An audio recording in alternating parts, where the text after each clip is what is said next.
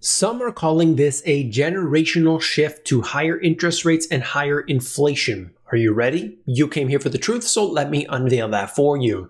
Most people, let's face it, are not ready. They're not prepared. The first thing I want to talk about is the future, what we have in store. The second thing I want to look at is temporary inflation. Temp inflation, I'm not so sure about that. And number three, the rapid change. There's so many things happening today, and I want to discuss some of those. I've got a lot of detail, a lot of discussion that I need to have. Let's go.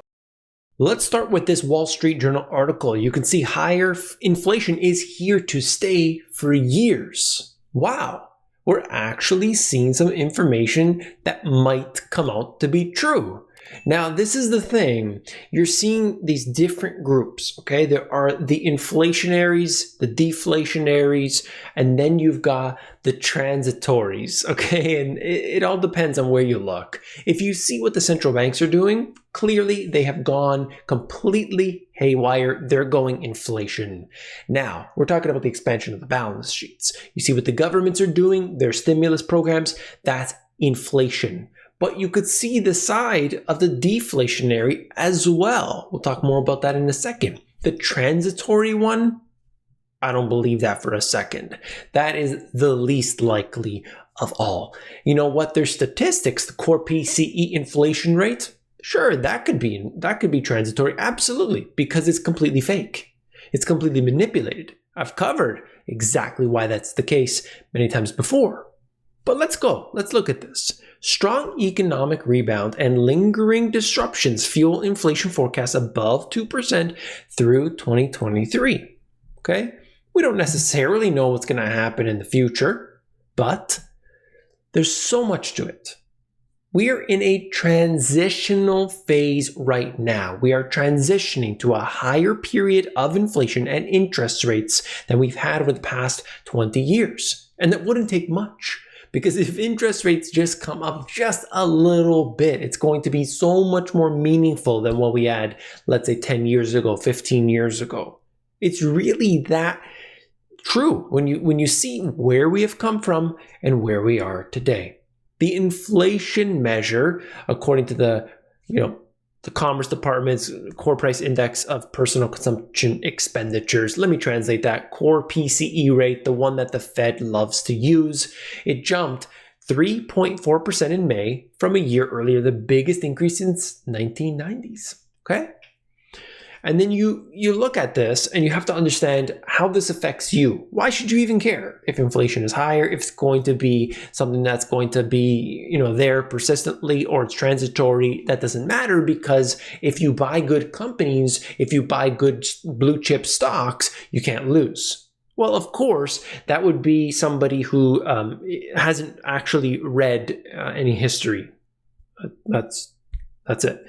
As they mentioned here, that this is a generational shift from the lower inflation. I'll highlight that for you.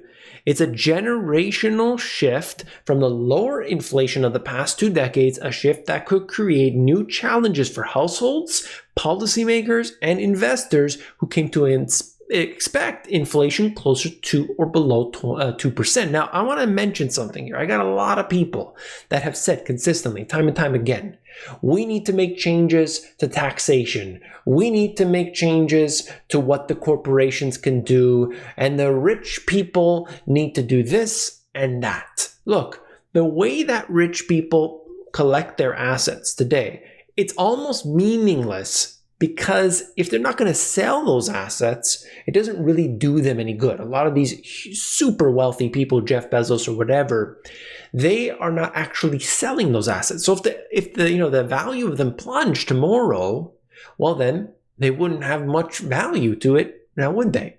But this is where it gets interesting. They use the value of that portfolio to borrow against it at rates, depending on the size of the portfolio, depending on the company and so on.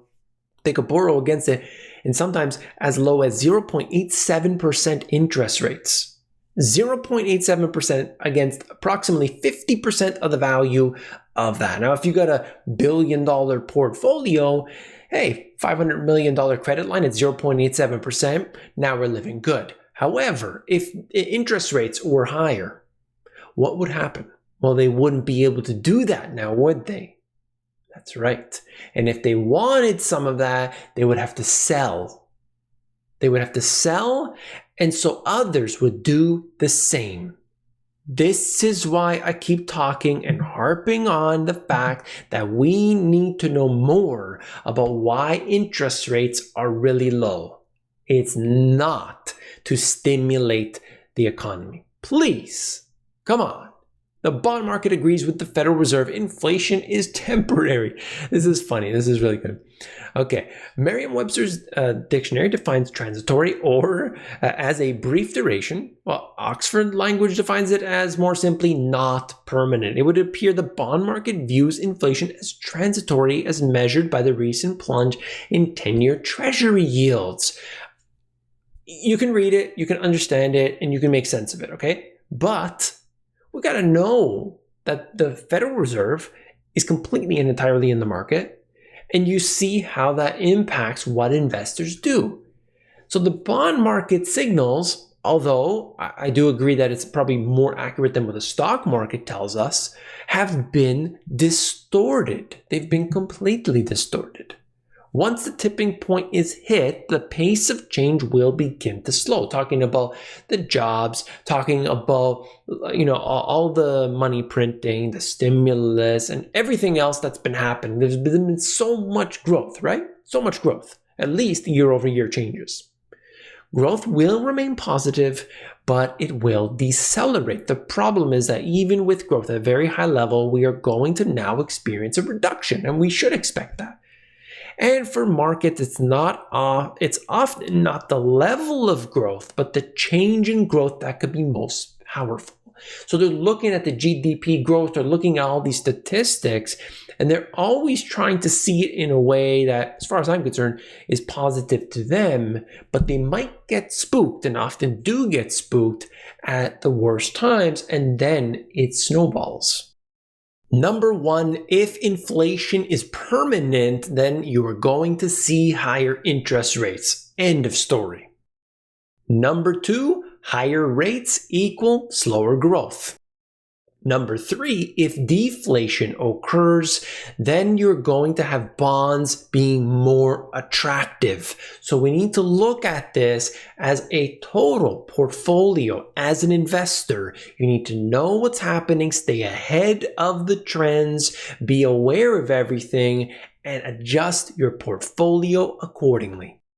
Speaking of bonds, China's bond defaults hit a record high of $18 billion in the first half. Foreign investors to rethink involvement in vulnerable lower-grade corporate bonds. Many companies here had to be overtaken by the government, and that's still going on today, it seems, here in 2021. Commercial landlords return to throwing lavish parties to show off office space. They are desperate. They're doing anything right now.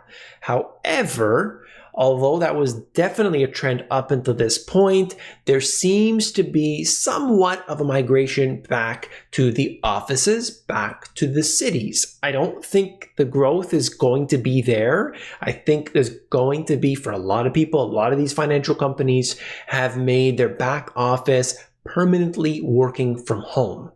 As a result, you're not going to need all that office space. I have heard of many examples of companies that have waited for the lease to finish on their, one particular property. They move a bunch of the people over, consolidate the real estate, save money that way. And they say, everybody, you're working from home, or it's a rotational scheme. You're working from home 3 days a week and so on.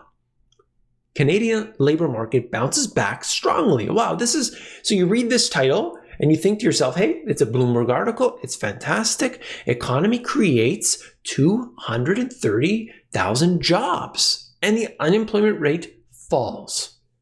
Excellent. So that's 99% of people. They get that far.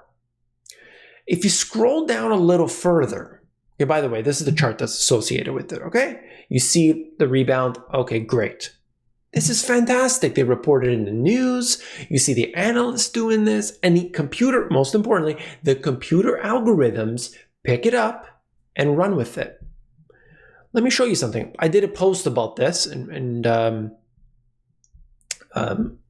some people, I guess they didn't get it or whatever, but anyway, there was one bit of weakness in the report. Just small. So this is coming after the chart for anybody who reads down further, and yet it's mentioned in a way that, this is a little small thing. I'm just going to mention it here, stuff it in, and then we'll move on. All the gains were in part-time employment. Full-time jobs were down for a third straight month. Think about that for a second. You get the real truth, and all you have to do is read the article and go past where, after 99.9% of people drop off, and you start to learn what's actually going on here. Temp work, better than no work, but it's not paying the bills. This one was interesting here. I just got a couple quick little things I wanted to talk about. A hydroelectric plant with a historic claim to fame was nearly dismantled, and now it's changing. All right? We think it's the oldest renewable energy facility in the world that's still running. And they go on to talk about how it's, started up 1897, it's running continually, and now things have changed. That's why some of the plant's energy is now being used to produce Bitcoin. Quote, we can actually make more money with Bitcoin than selling the electricity to the national grid. And it just shows you oldest to the new technology and what they're doing with it. I don't know. I just found it interesting. Wanted to bring it to you, okay? This is an infographic, the evolution of silver's uses. I would highly recommend it, not just if you're interested in silver, but to take a look, okay? Just look through it, okay? It's really, really long. I can't get to all of it, but it just shows you, chronologically breaks it down and gives you a lot of insight in a very simple graphic. So I will have that in the link in the description, okay? You may have heard of the global corporate minimum tax and so on.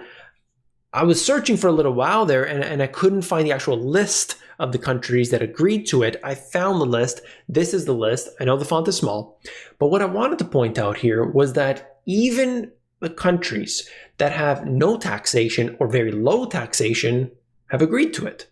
Bermuda, the Bahamas, come on pretty mama. You've got Cayman Islands in here. You got Luxembourg and so on, okay? What exactly is going on? Well, nothing really changes with, for example, Cayman Islands because they're tax neutral. They're saying what you do in your country, that's your business. Here in this country, we don't have taxation. We don't have corporate taxes, personal taxes, inheritance taxes, and so on. So what you do over there, that's up to you. We will report to your government. So in a way, not much is going to change. We'll see. I'll keep an eye on it for you. And then last but not least, I thought this. TikTok is adding financial services and products, including cryptos, to its list of promotional content that is banned on its platform. That to me is funny because so many people, young people, have gone onto these platforms to get advice. And it's the same as the one I'm on right now, where people are watching these other, influencers or whatever, and they've got millions of subscribers. I know of one in particular I'm thinking of. The guy is calling out prices of particular stocks, making money off of this and that with absolutely no recourse. And it is dangerous. It's not dangerous in a bull market, but it's dangerous when people make mistakes. And those times happen. Okay? It happens. It's inevitable. And people are just getting swindled. So it's unfortunate. Anyway, this right here is something that I set up. I hope that everybody will join it. It's the insiders. The insiders is my way of getting to you. Now, I had a few people being upset about it. Don't talk about the insiders. I'm upset. I want to click off the video. Don't put it in the middle of the video. You're upsetting me. Anyway, the point here is that I've heard, this is 10 years on this platform, 10 years. I have heard for at least 5 of those years, your videos do not come up in my feed. I'm subscribed, I hit the bell, your videos don't come up in the feed. So you know what they're doing. That's why I set this up. It took me years to set up. Finally, I'm getting around to it. This is the only way. I need to get directly to you. You got to check it out. It's free, of course, themoneygps.com. If you found the video informative, hit that thumbs up button. Last but not least, if you have not watched this video already, click it and I'll see you there.